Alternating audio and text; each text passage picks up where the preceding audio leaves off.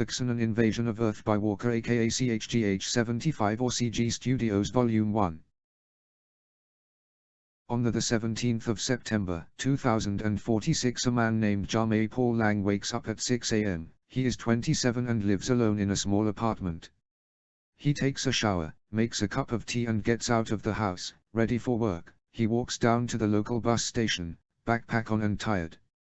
After 10 minutes on the bus he finally gets off and starts walking towards his workplace, B&Q. He gets inside, takes off his bag, and puts it in the employee room, then gets to work. It's a normal day. People come in, get what they need, sometimes make small talk, then leave. Currently it's 11 a.m. I have to work for 4.5 more hours than I can go home. It's 12:18 now. My friend came over and I asked how he was. He said recently he and his girlfriend broke up. I asked if he was doing well. He said yeah, and was just a bit surprised because he thought it was going good. He left shortly after and drove away. Another person came in. He bought some potatoes and asked how my day was. I said it was pretty good and he left. Then he walked outside and suddenly a large crash happened. We were all confused since it was so loud our ears were ringing. We looked out at a person who was screaming. A giant metal object had fell into the Tower of London. We were all shocked and shouting. People pulled out their phones and started recording. The tower was still up but on fire. The metal object on it was a strange cylinder shape. We thought it was like a terrorist attack or something. We called the police but it said there were too many calls. We called our family and told them what was going on.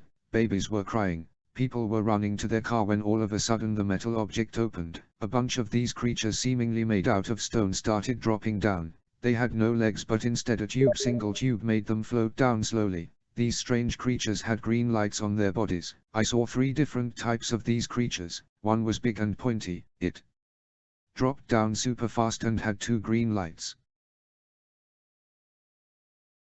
The next was a small but long one. It slowly dropped but it had these big spikes on the top and 1 green light.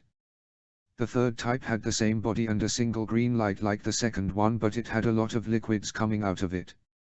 One of the big creatures dropped onto a man running by. The poor man had its headphones in so he didn't really know what was going on and just started running with everyone else. The creature made a large steam sound like machinery was moving around, then the man fell down and his body started to spasm out. Everyone was either running away or recording it. I was recording it, but after noticing more people had the creatures land on their heads I ran into the staff room, grabbed my bag and ran. I wasn't running for the bus though, I was just running home. Police sirens were everywhere, cars were speeding and people were crying. On my way home I saw a kid, couldn't be older than 8, he was so scared he ran across incoming traffic into a truck. I thought to myself, what if I had told him to wait, what if I had pulled him away? But those were things I couldn't change. I need to get home. So I carried on running, and running, and running until I couldn't anymore. I started walking out of breath and thinking about what had just happened. I knew my way home but it would take a couple hours by walking. I thought about them stone creatures for a while. I have heard of robots that killed people but not made out of stone with green lights. Why here? Why me? Why us? Why them? Why? I thought maybe it was the Russians, maybe it was a dream, maybe terrorists. I wasn't sure.